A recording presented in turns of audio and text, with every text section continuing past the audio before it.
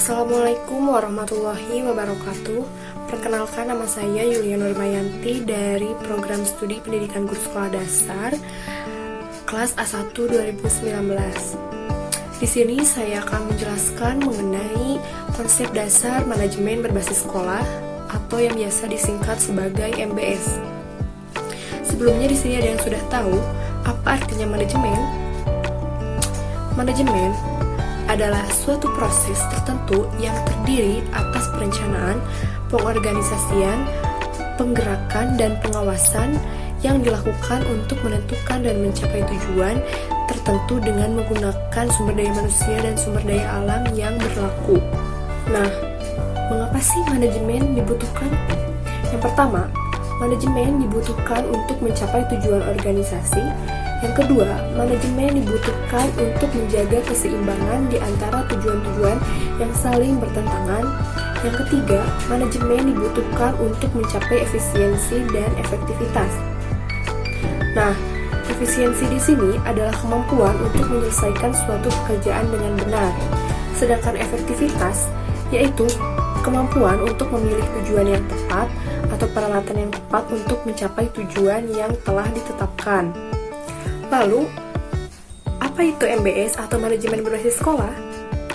Ya, manajemen berbasis sekolah adalah salah satu model sistem pengelolaan sekolah yang memberikan kewenangan lebih luas dan kekuasaan lebih banyak pada institusi sekolah untuk mengurus kegiatan sekolah sesuai dengan potensi, tuntutan, dan kebutuhan sekolah yang bersangkutan tanpa bertentangan dengan ketentuan yang berlaku.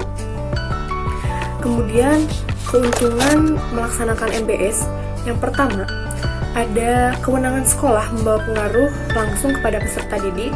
Yang kedua, pertujuan memanfaatkan sumber daya lokal. Yang ketiga, efektivitas dalam melakukan pembinaan peserta didik.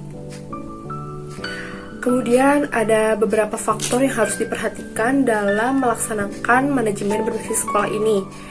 Yang pertama, kewajiban sekolah. Yang kedua, kebijakan dan prioritas pemerintah. Yang ketiga, peranan orang tua dan masyarakat. Yang keempat, peranan profesionalisme dan manajerial. Dan yang terakhir, pengembangan profesi. Kemudian, tujuan utama penerapan MBS di Indonesia yaitu untuk pemberian otonomi yang lebih luas kepada sekolah dalam pengambilan keputusan untuk meningkatkan layanan pendidikan. Nah, dalam manajemen berbasis sekolah ini terdapat karakteristik keberhasilan implementasi.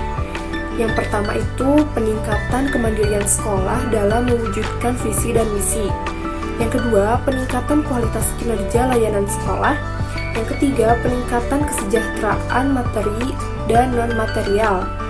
Dan yang keempat, peningkatan transparansi dan aktivitas-aktivitas pengelolaan sekolah.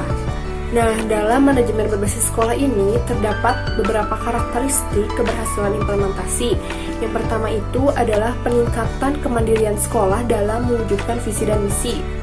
Yang kedua, peningkatan kualitas kinerja layanan sekolah. Yang ketiga, peningkatan kesejahteraan material dan non-material. Yang keempat, peningkatan kualitas partisipasi masyarakat dan orang tua. Dan yang terakhir adalah peningkatan transparansi dan akuntabilitas pengelolaan sekolah. Nah, kemudian di dalam manajemen berbasis sekolah ini akan dihadapi berbagai macam permasalahan dalam pelaksanaan manajemen berbasis sekolah. Yang pertama itu, pemahaman terhadap konsep dan aplikasi manajemen berbasis sekolah masih belum benar. Yang kedua, rendahnya tingkat kesiapan dan komitmen sumber daya manusia. Yang ketiga, sistem regulasi teknis yang tidak jelas. Kemudian, di dalam manajemen berbasis sekolah terdapat 8 standar pengelolaan sekolah. Yang pertama, standar kompetensi lulusan. Yang kedua, standar isi. Yang ketiga, standar proses. Yang keempat, standar pendidikan dan tenaga kependidikan. Yang kelima, standar sarana dan prasarana. Yang keenam, standar pengelolaan. Yang ketujuh, standar pembiayaan pendidikan. Dan yang terakhir, standar penilaian pendidikan. Nah, kemudian Terdapat manajemen kurikulum dan program pengajaran di dalam manajemen berbasis sekolah. Kurikulum dan program pengajaran merupakan pijakan dalam proses pendidikan yang diselenggarakan pada sebuah lembaga pendidikan. Perencanaan dan pengembangan kurikulum nasional telah dilakukan Departemen Pendidikan Nasional pada tingkat pusat. Akan tetapi, sekolah juga bertugas dan berwenang mengembangkan kurikulum muatan lokal sesuai dengan kemampuan dan kebutuhan masyarakat setempat.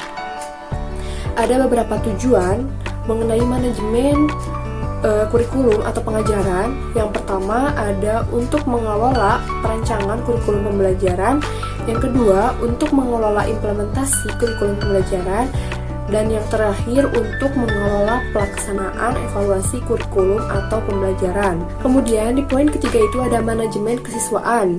Manajemen kesiswaan yaitu manajemen kemuridan atau peserta didik merupakan salah satu bidang operasional manajemen berbasis sekolah dalam hal penataan dan pengaturan terhadap kegiatan yang berkaitan dengan peserta didik, mulai masuk sampai dengan keluarnya peserta didik tersebut dari suatu sekolah. Nah, di dalam manajemen kesiswaan ini ada beberapa tujuan. Yang pertama itu penerimaan murid baru, yang kedua ada kegiatan pelaporan kemajuan belajar murid, yang ketiga ada bimbingan dan pembinaan disiplin murid. Kemudian yang keempat ada manajemen keuangan dan pembiayaan. Manajemen berbasis sekolah memberikan kewenangan pada sekolah untuk menggali dan menggunakan sumber dana sesuai keperluan sekolah. Sumber dana dalam proses pendidikan dapat dikelompokkan menjadi 3 macam, yaitu pemerintah pusat atau pemerintah daerah. Yang kedua, orang tua atau wali peserta didik.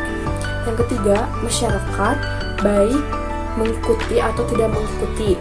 Kemudian ada beberapa komponen utama manajemen keuangan yang meliputi pertama, prosedur anggaran, yang kedua, prosedur akuntansi keuangan, yang ketiga, pembelajaran, pergudangan dan prosedur pendistribusian, yang keempat, prosedur investasi, dan yang terakhir ada prosedur pemeriksaan. Kemudian poin selanjutnya itu ada manajemen hubungan sekolah dengan masyarakat.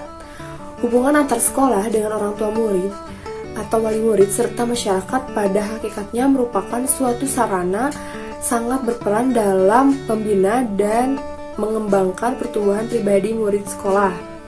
Kemudian poin selanjutnya ada manajemen sarana dan prasarana. Sarana pendidikan adalah peralatan dan perlengkapan yang secara langsung dipergunakan dan menunjang proses pendidikan, khususnya proses belajar mengajar seperti gedung, ruang kelas, meja, kursi, serta alat-alat dan media pembelajaran.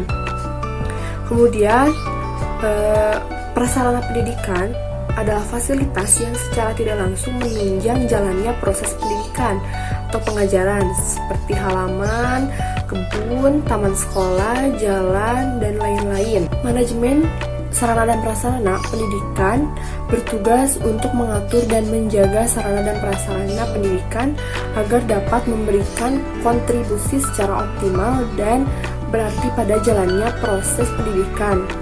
Kegiatan pengelolaan ini meliputi 1. Kegiatan perencanaan, yang kedua, kegiatan pengadaan, yang ketiga, pengawasan, yang keempat, penyimpanan inventarisasi, yang kelima, penghapusan, dan yang keenam, penataan. Mungkin sekian yang bisa saya sampaikan. Mohon maaf bila ada kesalahan. Wassalamualaikum warahmatullahi wabarakatuh.